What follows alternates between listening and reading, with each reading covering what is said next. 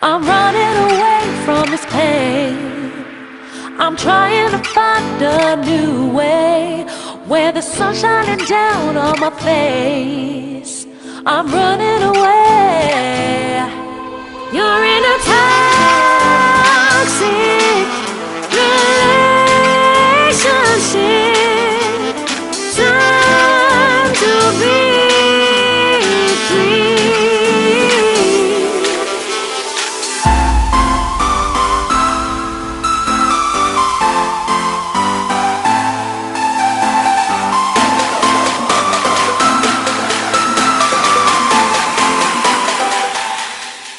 Hello friends, welcome back to my YouTube channel. और दोस्तों, जैसे कि आप लोगों को पता ही होगा, लगभग 2.5 महीने पहले मैं मालदीव्स गया था एक ट्रिप पे अपनी वाइफ और अपने 5 महीने के बच्चे के साथ में, जो कि अब 7 महीने का हो चुका है।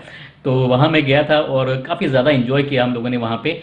और 4 व्लॉग्स मैंने अपने चैनल पे ऑलरेडी डाले हुए हैं वहाँ के, आप चाहे तो वो जाकर देख सकते हैं। तो ये जो व्लॉग्स मैंने डाले थे, उसके बाद मैंने सोचा था कि मैं एक अलग से वीडियो बनाऊंगा वहाँ के लिए, जिसमें मैं सारी इन्फॉर्मेशन एक ही वीडियो में आप लोगों को दूंगा। जैसे कि वहाँ की फ़्लाइट्स वगैरह जाने के लिए जो होती हैं, होटल्स वगैरह और रेस्टोरेंट्स वगैरह वहाँ के जो होते हैं, उनके बारे में डिटेल्स दूंगा मैं आपको। और डे एक्सकर्शन, रिजॉर्ट ट्रिप वगैरह, मतलब जो भी आपके मन में आता है मालदीव से रिलेटेड, वो सारी की सारी इन्फॉर्मेशन मैं इस एक वीडियो में आपको देने वाला हूँ।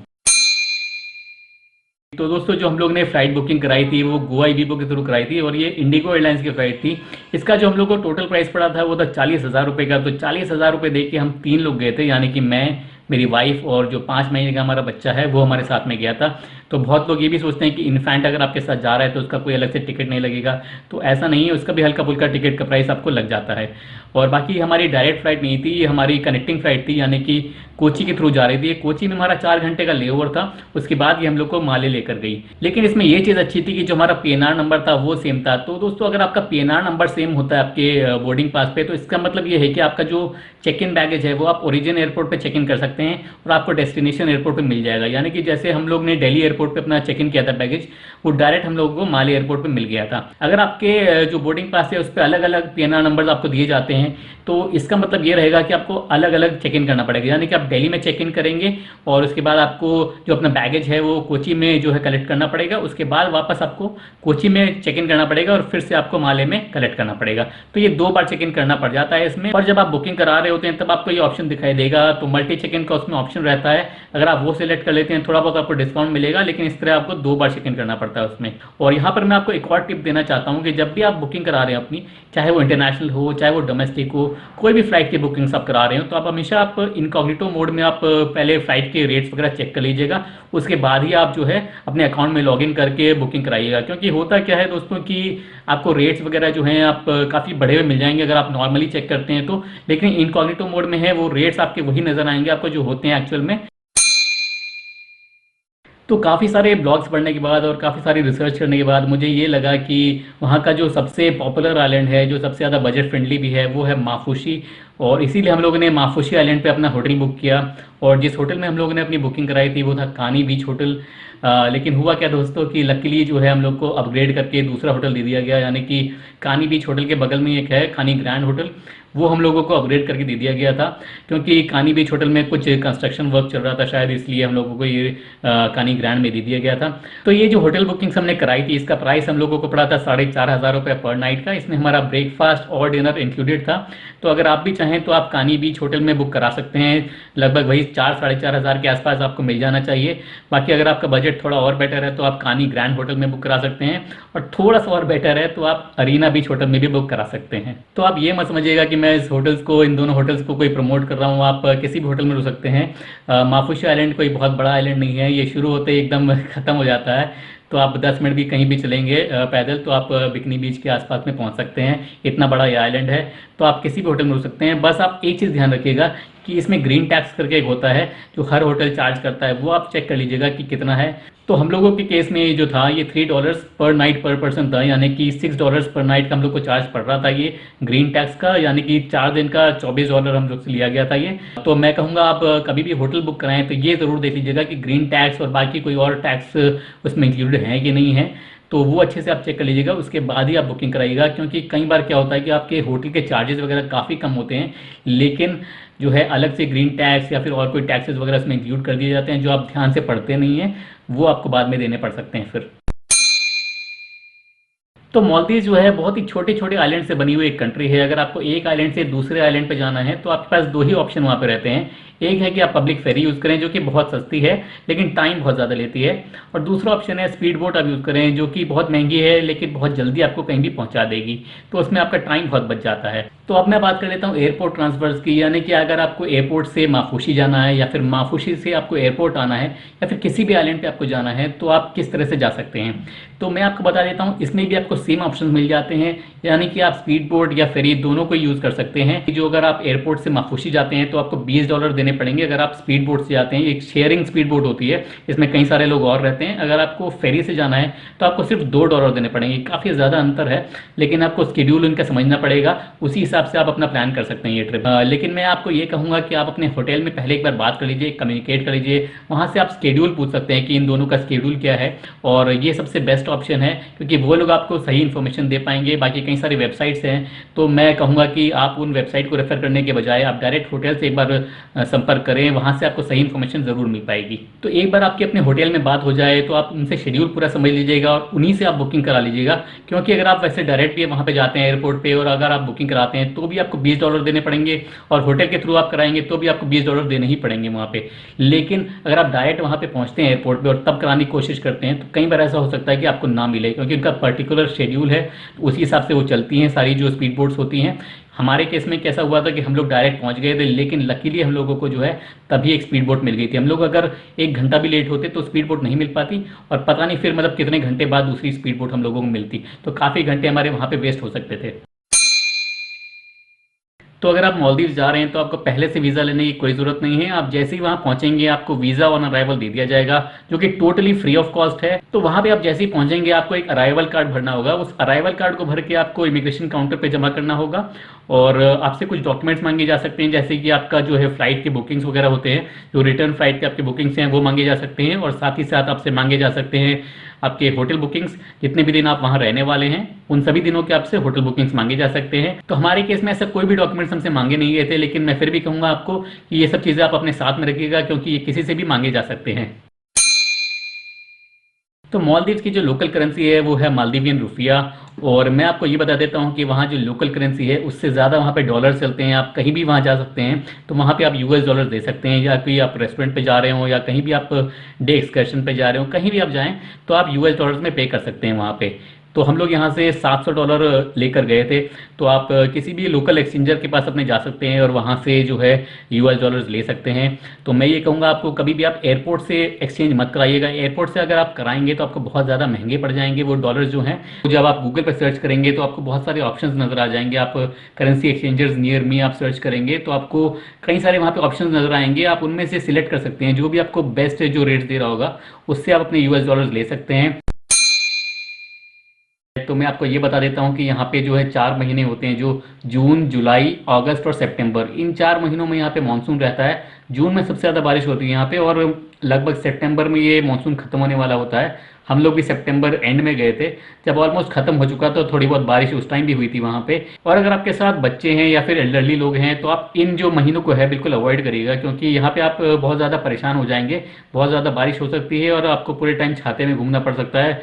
और इन सीजन में एक और प्रॉब्लम है कि यहाँ पे वाटर स्पोर्ट्स वगैरह काफ़ी बंद हो जाते हैं, डिस्टर्ब हो जाती है सर्विसेज।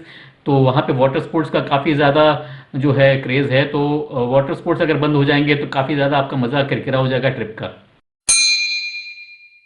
तो ये जो मालदीव्स की ट्रिप थी ये हम लोगों ने ऐसे कोई टूर ऑपरेटर या कोई वेबसाइट के थ्रू ऐसे नहीं बनाई थी। हम लोग ने ये खुद ही प्लान करी थी, खुद ही आइटनरी बनाई थी हम लोगों ने अपनी। और हमारे साथ में यहाँ पे एक मेरा फ्रेंड था और उसकी वाइफ और उसका एक 2 साल का बच्चा, वो भी हमारे साथ में थे, जिन्होंने हम लोग को कोची से ज्वाइन किया था। तो हम लोग साथ में थे, इसकी वजह से हम लोग को काफ़ी जगहों पे जो है अच्छा खासा डिस्काउंट भी मिल गया था। जैसे कि हम लोग के डे टूर्स वगैरह थे, जो रिजॉर्ट टूर थे, वहाँ पे हम लोग को अच्छा डिस्काउंट मिल गया था मतलब। तो मैं आपको अपनी आइटनरी बता देता हूँ कि हम लोग ने वहाँ पे क्या क्या किया। तो डे 1 पे जो है हम लोग ने ज़्यादा कुछ नहीं किया वहाँ पे, क्योंकि हम लोग बहुत थक गए थे, क्योंकि कोची में हमारा जो है 4 घंटे का लेओवर था ऑलरेडी, और रात को जो है हम लोग को पूरा वहाँ पे स्टे करना पड़ा। हम लोग की सुबह सुबह अर्ली मॉर्निंग फ्लाइट थी माले के लिए, तो हम लोग वहाँ पहुँचे अर्ली मॉर्निंग 6-7 बज गए थे हम लोग वहाँ पहुँचते हुए।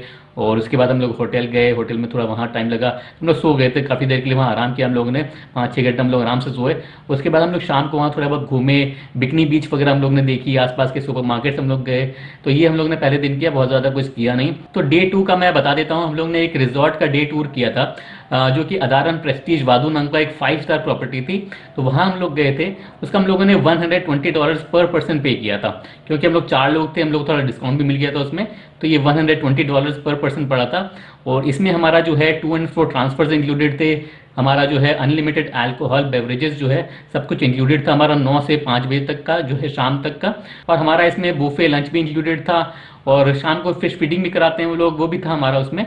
तो ये सारी चीज़ जो है रिजॉर्ट में नॉर्मली इंक्लूडेड होती हैं। आप कोई भी रिजॉर्ट के टूर कर सकते हैं, वहाँ पे जो है $80 का भी आपको मिल जाएगा, आपको $200 तक का भी मिल जाएगा। तो वो डिपेंड करता है आपके बजट के ऊपर कि आप कौन सा रिजॉर्ट का डे टूर करना चाहते हैं। वहाँ पे काफ़ी सारे ऑप्शंस अवेलेबल हैं। तो यहाँ पे मैं आपको रेट लिस्ट भी दिखा देता हूँ, काफ़ी सारे रिजॉर्ट्स की रेट लिस्ट मेरे पास अवेलेबल है, ये आप देख सकते हैं। इनमें से आप कोई भी रिजॉर्ट जो है चूज कर सकते हैं। लेकिन मैं ये कहूँगा कि आप जो है पहले से कोई भी बुकिंग मत कराइएगा इनकी, आप वहीं जाइए, वहाँ जाके आप आराम से बुकिंग कराइए, क्योंकि वहाँ आप जाएंगे तो आप वहाँ पे थोड़ा बहुत बार्गेन भी कर सकते हैं। तो यहाँ पे अगर आप पहले से पे कर देंगे या पहले से बुकिंग करा लेंगे तो आपके पास वो बार्गेन का चांस ऑलमोस्ट खत्म हो जाता है। तो जो तीसरा दिन था, उस दिन हम लोगों ने एक पैकेज लिया था जो कि 3 पॉइंट स्नॉर्कलिंग और सैंडबैग टूर का था। तो इसका प्राइस हम लोगों को पड़ा था $110 का। तो $110 जो है ये 4 लोगों का है। तो मतलब कि कपल के लिए ये $55 आप लोगों को पड़ जाएगा।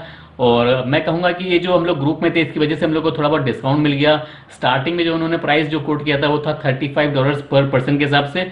तो आप ग्रुप में रहेंगे थोड़ा बहुत तो आपको इसकी वजह से डिस्काउंट मिल जाएगा। तो ये जो हमारा पैकेज था इसमें हमारा टू एंड फ्रो ट्रांसफर्स भी इंक्लूडेड थे, और साथ में हमारा बुफे लंच भी इंक्लूडेड था, जो कि वेज और नॉन वेज दोनों ऑप्शंस आपको वहां पे मिल जाएंगे। तो मैं आपको बता देता हूँ कि जो 3 पॉइंट स्नॉर्कलिंग है इसमें आपको 3 अलग अलग पॉइंट पे लोग स्नॉर्कलिंग के लिए ले जाएंगे।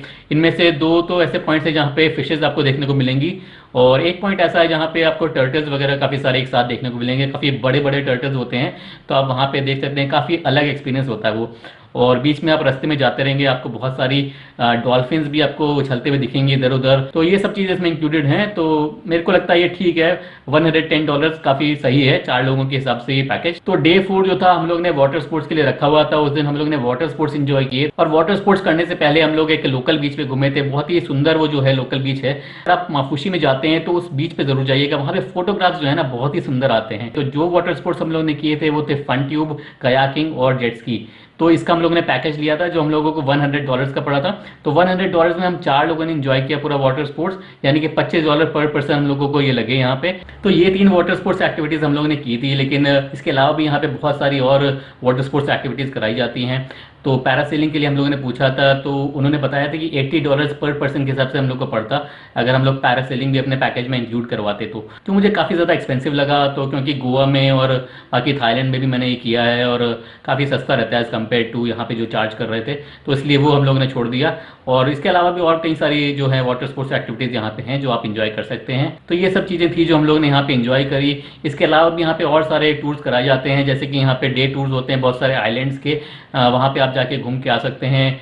और बाकी कैंडल लाइट डिनर्स हैं वो आप इंजॉय कर सकते हैं। और स्नॉर्कलिंग के भी बहुत और पैकेजेस हैं थोड़े एक्सपेंसिव वाले, वो आप ले सकते हैं। तो आपकी मर्जी है, आप वहाँ पे बहुत सारे आपको अलग अलग पैकेजेस दिखेंगे। जैसे आप होटल में पहुंचेंगे तो आपको वो लोग अपना जो है पूरा ब्राउचर टाइप का रहता है वो लेके दिखाएंगे। तो जब आप वहाँ पहुंचेंगे तो अपने आप ही वहाँ पे आपको बहुत सारे टूर ऑपरेटर्स मिल जाएंगे, तो उनसे आप बात कर सकते हैं पैकेजेस के बारे में, और अपने हिसाब से आप जो है अपने रेट्स फिक्स करवा सकते हैं उनसे। तो मालदीव्स का जो खाना है वो आपको काफ़ी ज़्यादा अलग लगेगा एज़ कम्पेयर टू इंडिया, क्योंकि वहाँ पे जो बनाने का तरीका है वो बिल्कुल अलग है यहाँ से। चाहे वो वेज हो चाहे नॉन वेज हो, हर चीज़ में जो है आपको टेस्ट का काफ़ी ज़्यादा अंतर लगेगा। मैं उसको बुरा नहीं बोलूँगा, लेकिन ये है कि आपको टेस्ट को भाएगा नहीं भाएगा इसको मैं नहीं बोल सकता। ये मुझे जो है वहाँ का टेस्ट उतना ज़्यादा अच्छा नहीं लगा। खैर मैं तो नॉन वेजिटेरियन हूँ, लेकिन मेरी वाइफ जो है वो वेज खाती हैं सिर्फ, तो उनको काफ़ी ज़्यादा दिक्कत हुई वहाँ पे। जो वहाँ पे वेज मिलता भी है उसका टेस्ट जो है बिल्कुल वैसा आ नहीं पाता जैसे हम लोग इंडिया में खाते हैं। लेकिन मैं आपको बता देता हूँ कि माफुशी आइलैंड पे एक रेस्टोरेंट है जिसका नाम है स्टिंगरे कैफे। अगर आप वहाँ जाते हैं तो आपको काफ़ी इंडिया से मिलता जुलता वहाँ पे खाना मिल जाएगा, और काफ़ी सारे जो सब्जियाँ हैं अपनी वो सब मिल जाएंगी। आप ये मेन्यू भी देख सकते हैं, तो इस मेन्यू से आप रेफर कर सकते हैं, ये सब चीज़ें वहाँ मिल जाती हैं इजीली। और बाकी कई सारे वहाँ रेस्टोरेंट्स में आप जाएंगे तो आपको जो है चीज़ें तो मिल जाएंगी, लेकिन टेस्ट जो है वहाँ इंडिया जैसा नहीं आ पाएगा उसमें। तो ये वाला रेस्टोरेंट जो है मुझे सबसे ज़्यादा क्लोज लगा इंडियन टेस्ट से। अगर आपको मन है वेज खाने का तो आप यहाँ पे जा सकते हैं। बाकी आप एक चीज़ ध्यान रखिएगा, जो आप अपना होटल बुक करेंगे उसमें जो है अपना ब्रेकफास्ट और डिनर साथ में ले लीजिएगा। अगर आप वो नहीं लेंगे तो आपको अगर बाहर खाना पड़ेगा तो आपको बहुत ज़्यादा एक्सपेंसिव पड़ जाएगा। जो माफुशी आइलैंड है या फिर मालदीव में कहीं भी आप खाएंगे तो जो खाने का चार्जेस हैं वो काफ़ी ज़्यादा लग जाते हैं। इसलिए मैं कह रहा हूँ आप एटलीस्ट ब्रेकफास्ट और डिनर जो है अपने साथ में ही वहाँ पे पैकेज में ले लीजिएगा। और जो लंच है वो आप बाहर कर सकते हैं। थोड़ा तो एक्सपेंसिव वो पड़ता है, लेकिन जो है आप लंच तो एटलीस्ट बाहर कर सकते हैं और कुछ नया भी वहाँ पे ट्राई कर सकते हैं। वहाँ पिज़्ज़ा वगैरह और ये सब चीज़ें तो बहुत इजीली मिल जाती हैं।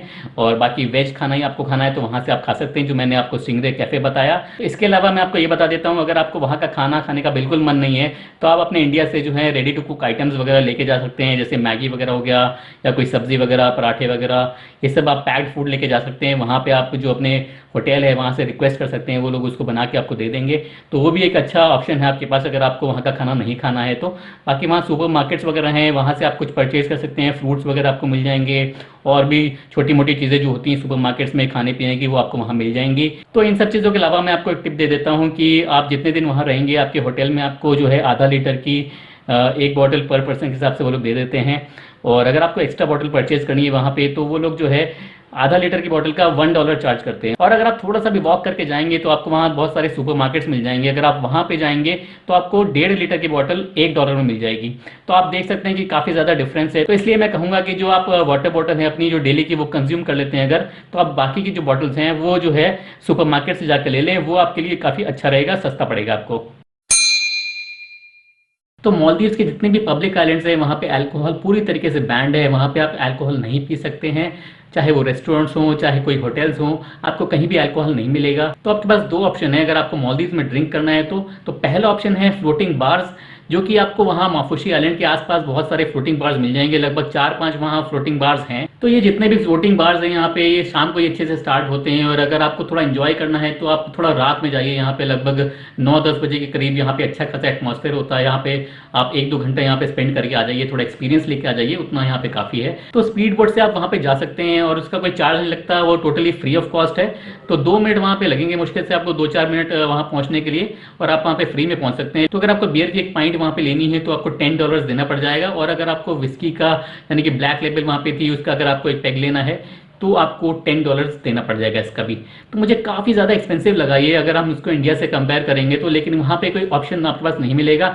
दूसरा ऑप्शन मैं आपको बता देता हूँ रिजॉर्ट का, जो मैं पहले भी डिस्कस कर चुका हूँ। तो रिजॉर्ट आप जाएंगे तो मेरे हिसाब से आप डे टूर करिए, रिजॉर्ट में जाइए, वहाँ घूम फिर कर आइए और सुबह से शाम तक जो है आप लिकर जितना भी आप कंज्यूम करना हो आप कर सकते हैं। फिर भी मैं कहूँगा आप थोड़ा कंट्रोल में वहाँ पे करिएगा, बहुत ज़्यादा करना भी सही नहीं है, आप दूसरी कंट्री में जा रहे हैं किसी में तो। लेकिन ये दो ऑप्शन आपके पास हैं तो इनमें से आप कोई भी ऑप्शन चूज कर सकते हैं।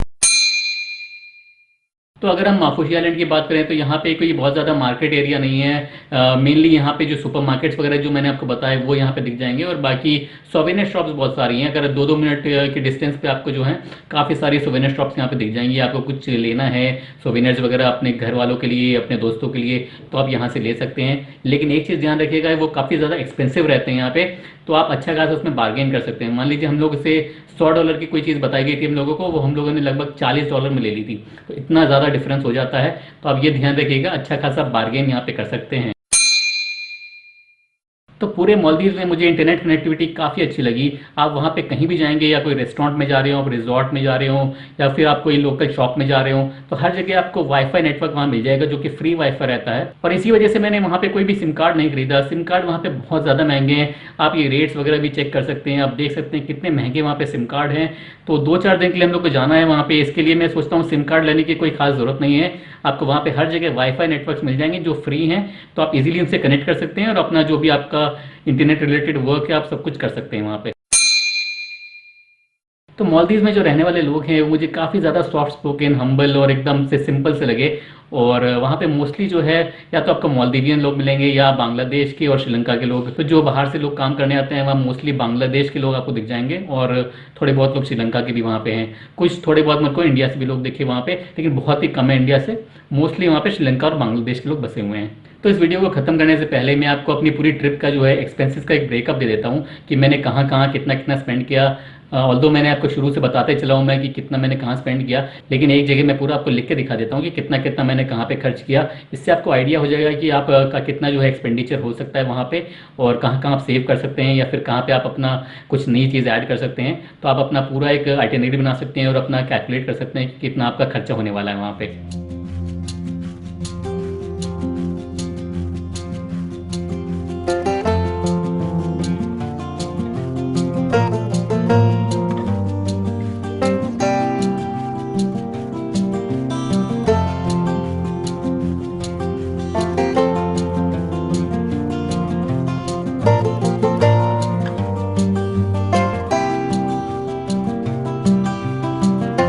तो उम्मीद करता हूं दोस्तों आपको मेरा ये वीडियो पसंद आया होगा। अगर आपको मेरा ये वीडियो पसंद आया तो इसको एक लाइक ज़रूर कर दीजिएगा, और अगर आपने मेरे चैनल को अभी तक सब्सक्राइब नहीं किया है तो इसको सब्सक्राइब करना बिल्कुल मत भूलिएगा।